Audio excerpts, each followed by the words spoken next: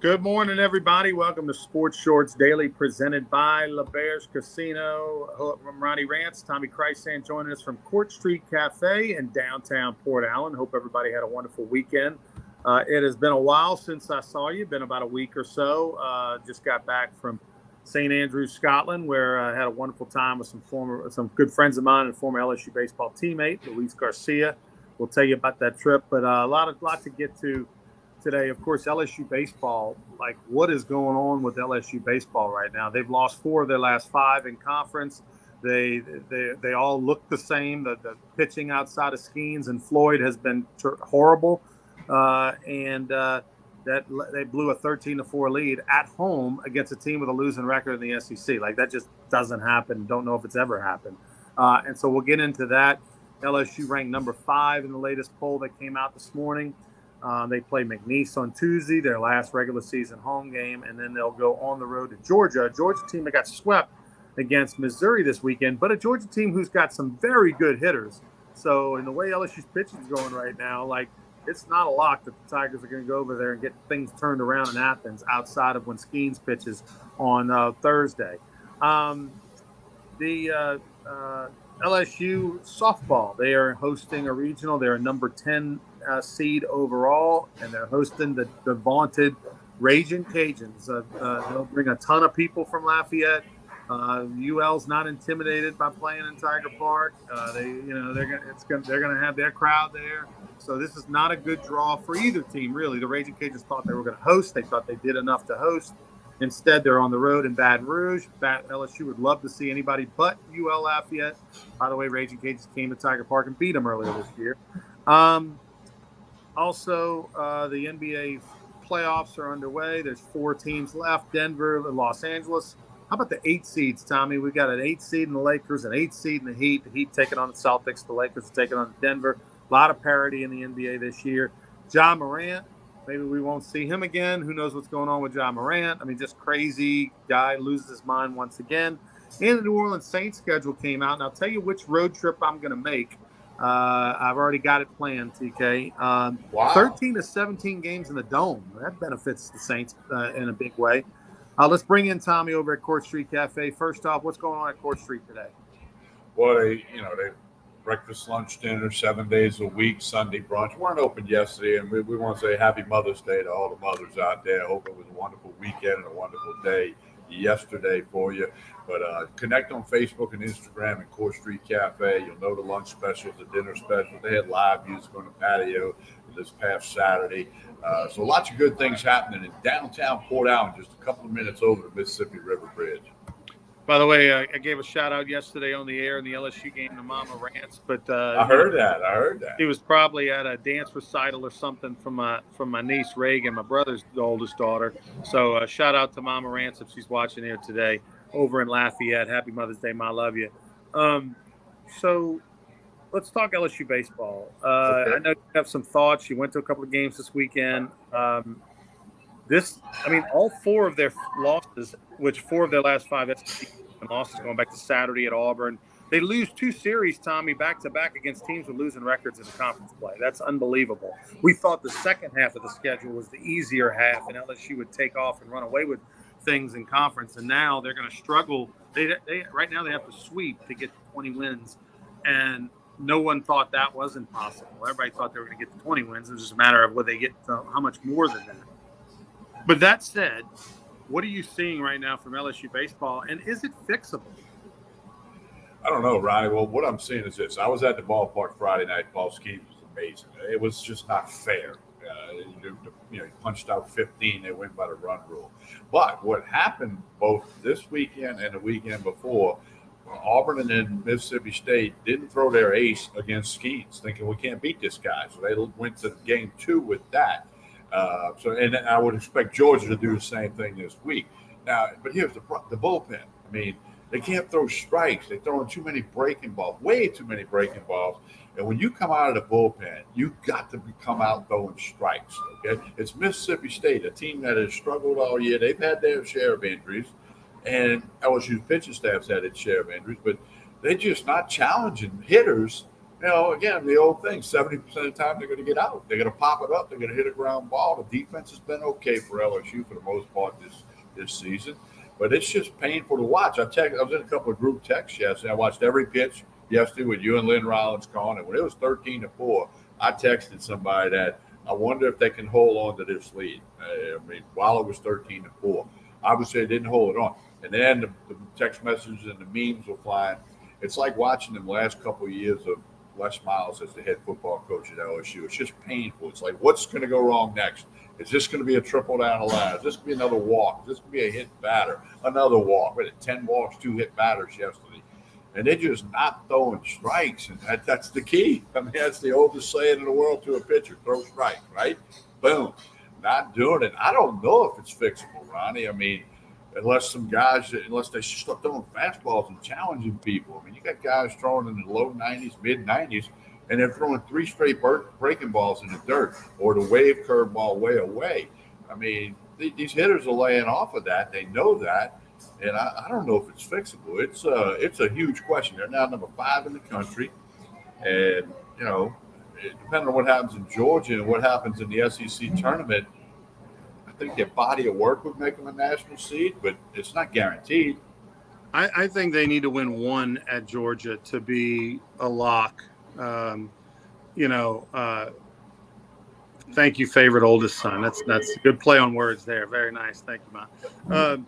I would say that I think if they go to Georgia and they win 1 time and they get to 18 wins in the league, then they're a lock to be a top 8 national seed based off of their strength of schedule and everything else, RPI and all that. And if they go and they win 1 at Georgia, then they'll be a top 4 team in the SEC. And so they would, I think the top 4 teams are all going to be national seeds. But that said, I don't think it is fixable for this LSU baseball team. I think they are what they are. I think Skeens is Skeens. Floyd is going to give you probably a good one 3 out of every 4 times he goes out there. And outside of him, everybody else is a coin flip, and some are not even that. You're going to have to outslug everybody. That's it. That's all there is to it. The offense can't, the offense had 13 runs through 5 innings and then didn't score the next 5 innings. They can't do that. They have to put their foot on the throat. It's not fair. I get it. You should be able to grab 13 runs and 13 hits or whatever, and that'd be enough. But with this offense, with pitching staff, rather, they can't. And then look, I've been saying this all year, and look, I know it sounds ridiculous, but I'm sure. I mean, look, everybody says Wes Johnson is a great pitching coach. Every coach in the country, Nolan Kane, the Dallas Baptist coach who coached with them. Jay Johnson's tried to get him for 2 straight years. The guy was a major league pitching coach. I mean, one of 30 jobs in the world. Okay, so clearly he's a good pitching coach. And he can develop guys, and he's got the information, and he's a tremendous motivator. But I'm sorry. I've watched college baseball for 30-something years. Since the time I played, and I've called hundreds, if not thousands, of games. I'm telling you that the pitch calling is a problem. It is a problem. It's been a problem all year. I think he didn't call pitches in the major leagues, and there is something in there, and he's got too much data. You know what I mean? Like, they've got so much information. They know that this guy hits this against the breaking ball, and this against the fastball, and this on Tuesdays at night, and this at Wednesdays during the day. Like, they've got so much information that maybe that the information is paralyzing at times. Because when you're up 13-4, and it's not just when you're up 13-4, bro, there's times where you just throw it in there. I mean, just as a pitcher go like that and throw it in there. We are trick pitching way too much. And look, most of these guys are not good enough to do it. They're not major leaguers. They're not facing Tommy White and Ryan and Dylan Cruz. If they are, sure, walk them, pitch around them. But Tommy, we're making it harder than it needs to be. Now, look, this isn't all on Wes Johnson's pitch calling. I mean, we got guys that just aren't executing. We got guys that just having terrible years. We just had guys that are mentally, messed up right now and can't fix it. I get that. But we're not – look, if you just go look at Paul Skeens' walks, he got 15 walks on the year. I mean, he hardly walked anybody. I guarantee you half of them were 3-2 breaking balls. Why would Paul Skeens ever throw a 3-2 breaking ball? Unless he's facing Dylan Cruz and Tommy White with a runner at second. So I'm just saying I want to do everything I can to give our guys the chances to throw strikes and not walk anybody, because clearly we're going to give up our fair share of hits, even though our team batting average is 220-something, which, I mean, a lot of that is Skeens, right? But, dude, we've got to throw more fastballs. And in order to do that, we got, it's just let's make it. Let's help our offense out. We're going to give up 7 runs. Let's not give up 14 runs. Well, and the other thing, Ronnie, I mean, yesterday I think it was Ackenhausen came in out of pen. He walked the batter on 4 straight pitches, and Ronnie, none of the 4 were even close to close. Yeah. None of them were even oh man, wish the ump would have gave us that one. Wish he'd have raised the right arm because it was just off the plate or it was just below the knee. They weren't even close. They were glove side. They were arm side. They were high. I mean, the batter did not even have to think, because the old thing of hitting, every pitch is a strike until you decide it's not. The decision that it was not was as soon as it came out of Ackenhausen's hand, and other guys too that were, the 10 walks and the 2 hit batter. Didn't they hit a batter on an 0-2 pitch yesterday too? Yes. Well, Javen Coleman hit a batter on an 0-2 pitch. I'm thinking you can't do that if you want to be a national seed. You want to win a national championship. Now, they're number 5 in the country in the collegiate baseball and the D1 polls that came out early this morning. No surprise there when you lose 2 out of 3 to Mississippi State, who likely won't be in the postseason. Then, it's just I don't think it's fixable. I think the chance to fix it is throw the ball over the plate, hope the defense is there, and hope you go on your 70%, that it's a pop-up, a fly out, or, they hit it right at somebody if they nail it, barrel it up. But it's tough to watch, man, and I think most people feel that way. The interesting thing is you've got to figure that when Paul Skeens pitches, you're going to win. You have to. Right? And he has to win. You can't lose the rest of the year. So let's go to a regional situation. They're going to be a number 1 seed at home taking on a number 4 seed. A number 4 seed is usually like a Southern University, for example. Can LSU – here's the question. Can LSU afford not to throw Ty Floyd in that first game when it's a 1-4? That's the problem, right? Let's say you go throw Ty Floyd and he gives you a good – throw Skeens. No. I'm talking about you're not going to throw Skeens in the 1-4 matchup. You're holding him to Saturday. Right, I'm saying you should throw your number 2 in a 1-4 matchup. If you're LSU at home, you should be able to throw your number 3. The problem is I don't know if they can afford not to throw Ty Floyd. So if you throw Ty Floyd and you let him go 6-7 innings and he beats the number 4, then he's burned till Monday at best to where he could give you some innings or something. And so you're going to win with Paul Skeens on Saturday, and then you got to figure out how to win one of the next 2 with this relief corps, which has proven it can't do it. Well, and you can't go Johnny Holstaff in the first game, empty your bullpen that you might need in the games after that. Because what if somebody gets to Skeens, So yeah, I mean, they better get on that drawing board or that whiteboard, whatever it is, and get into this quickly. I'm sure they're hoping they can get Javen Cole to about 75, 80 pitches, some sort of 75, 80 pitch count, and let him use up all 75, 80 of those pitches in a first game in a regional at home. And then hopefully that 80 pitches gets him through 5 innings. And then you've got enough of a lead to where you can throw, relievers down the line that aren't one of your top 2. And then you go Skeens, let him go as long as he can. And hopefully, you got your top reliever available. And then from there, you got Floyd on Sunday. That's what you're trying to do right now. Now, David Coleman threw pitches yesterday. He walked, how many hits, but he walked 3. But he looked to me, Tommy, like something was going on. His velocity fell off quickly. He hit 94.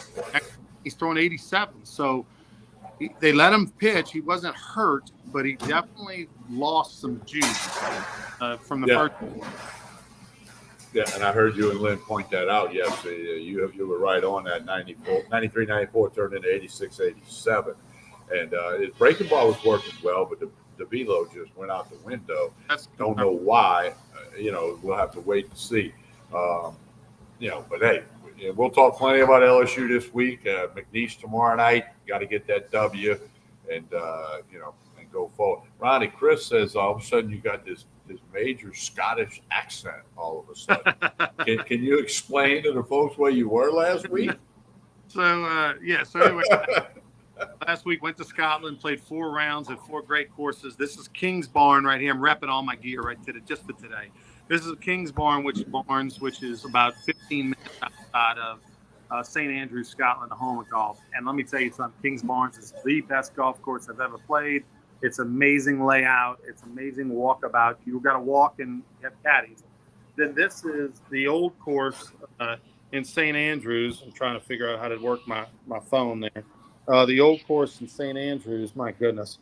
And let me tell you something, might be the most expensive polo I've ever bought, Tommy. Nothing's cheap over there. The dollar's not doing well against the pound. And St. Andrews is very, very proud of their gear. But played the old course, shot 85 on the old course, Tommy, which isn't a great score for those that are real golfers. But for somebody I'm right now a 16.7 index on my GIN app, okay? I shot 85. Right now, if I were to play the old course and put the tees I'd be playing at, I'd be a 19 handicap on that course, and I shot 85. So I'm very happy with my round. Had a wonderful time. Had 2 birdies. It wasn't quite Buzzy Heidel 72-6 at Augusta, where he had shot 72 with 6 birdies. But had an awesome time, awesome experience. Glad to be back in Baton Rouge, eating some food other than fish and chips, I might add, and ready to get to it. I'm impressed with the 85 at the old course. I mean, that's remarkable. And you haven't been, it's not like you've been playing twice a week for 4 months, right, where you might be a little sharp, a little on your game, not mishit that chip or something like that. So that's pretty good. I'm going to put this down, Ronnie. You ready for this? Put your seatbelt on. I think you shooting an 85 at the old course the other day is comparable to Buzzy's 72-6. Wow. Because Buzzy plays 6 days a week, okay? Wow. And he's a he's a better golfer than you. And right. So I'm going to put those two in the same category because I got 72-6 on the Buzzy's name in my phone. I'm going to have to put 85 old course. Oh, 85-2. 2 birdies. Yeah, 2 birdies. I'm going to go 85-2. Instead of jumbo, it's going to say 85-2. I like it. We'll have to have Buzzy on Sports Shorts Radio Saturday morning if we can get him off the course for 5 minutes. Okay, a couple quick things to get to. We'll talk LSU Georgia later in the week. They do play Thursday, Friday, Saturday, by the way. Well, all SEC teams do because the tournament in Hoover is the next week. And that way everybody's done Saturday. Can't use Sunday for a makeup. We know that drill. Go ahead. Saints schedule came out. What was which is big news in the NFL? I'm going to tell you in a minute where I'm headed to go watch and play, but what was your reaction to the schedule? Well, according to all the pundits nationally, it's one of the easier schedules in the NFL, and that's in part because you're in the NFC South. So more than a third of your schedules against the Falcons, the Panthers, and the Buccaneers, who are not expected to be real good. I like that. I don't think there's anything real super crazy about the schedule other than being home against the Giants on a Sunday, fly to L.A. for a Thursday night game against the Rams. But nowadays, charter flights, it's not like they got to change planes in Dallas or something. I mean, that shouldn't be an issue, and they're pro football players. They had a rookie mini camp this weekend with 48 guys out there. They were impressed with Jake Hayner, the quarterback, 4th-round pick out of Fresno. But as everybody keeps saying, every time somebody says something good about the Saints, or they talk about that over and unders down 9.5 wins on the season total. And I had Jimmy out on Sports Shorts Radio the other day. And he said it. He said, but you got Dennis Allen. And everybody on social media has said the same thing. Yeah, you got Derek Carr, but you got Dennis Allen. Can he take that step forward as a good time game coach, making those game management decisions while the clock's running? And you don't know what's going to happen with Alvin Kamara. How many games is he going to end up having to miss potentially this year with some sort of, suspension or jail time or whatever, with his cases that are going on. The Saints play September 24th in Green Bay at Lambeau Field. That is going to be a road trip for Ronnie Rance. It's a combo golf, going to Whistling Straits, and going to play and go watch the Saints play in Lambeau Field, which is an iconic stadium. Or obviously, LSU fans remember going up there to play Wisconsin in Lambeau Field, which I was a part of. That was amazing. And I've never seen a Green Bay Packers game in Lambeau Field, so I get to kill two birds with one stone, go watch my Saints, and going to go play Whistling Straits and the Irish course and all that while I'm there, and get in and take in a Chicago White Sox day game as well, which Chicago's only a couple hours away from over there. So gonna be a nice about a 5-day trip up there to go watch the Saints play. Gonna work in some golf and go see those Chicago White Sox play with Coach Bob Pete Grifol, good friend of Louis Garcia and myself. So looking forward to that road trip. I don't want to go to Lambeau in December and go sit in the cold or the snow, but I'll go in September. Yeah, I think that'll be a great trip. You'll see Jordan Love at quarterback, obviously, and that's the early part of the season for the Saints. They right now, May the 15th, you think they can get off to a good start. The first 9 opponents were not in the playoffs last year, so we'll see. But I think that you're going to have a great trip to Green Bay and the White Sox. That's going to be cool, and Whistling Straits.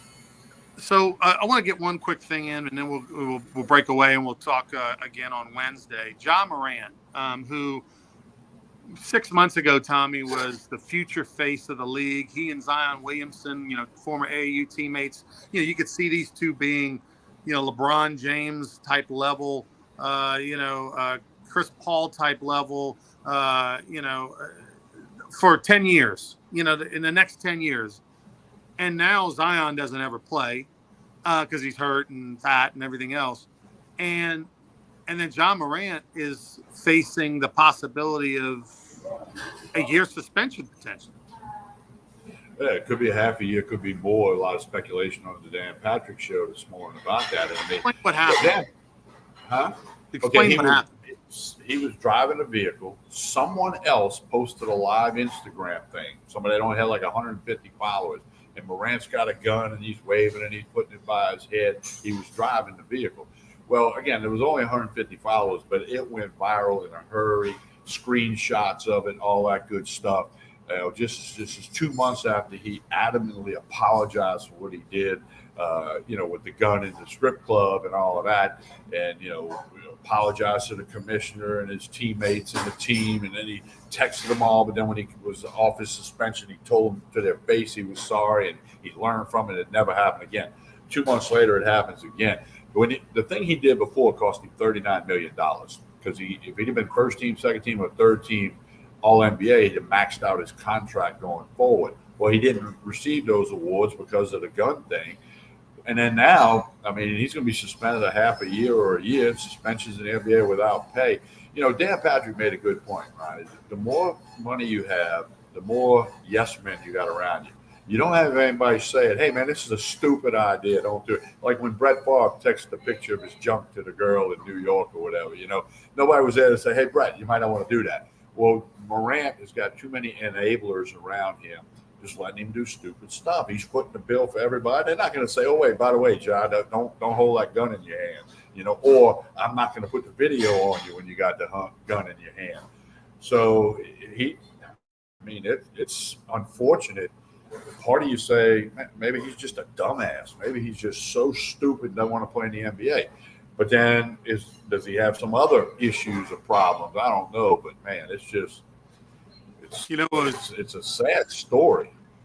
It's just bizarre, man. If Ja Morant didn't learn from his mistake 2 months ago, and the backlash and the amount of money it cost him and everything, like he didn't learn from that, then he's never going to learn, Tommy. Like there's something psychologically, clinically wrong with him, physically wrong with him. Like you said, either drug addict, alcoholic, maybe he's bipolar. There's some real life things that are seriously wrong with him because after last time, that should have been the bottom of the barrel for him. He should have, absolutely changed his ways and the whole 9 yards, and he didn't. I mean, I don't have any sympathy for him at this point. I have none. To me, he doesn't want to play NBA basketball, and he doesn't like money. That's what it tells me. And this goes with, and it's not going to change.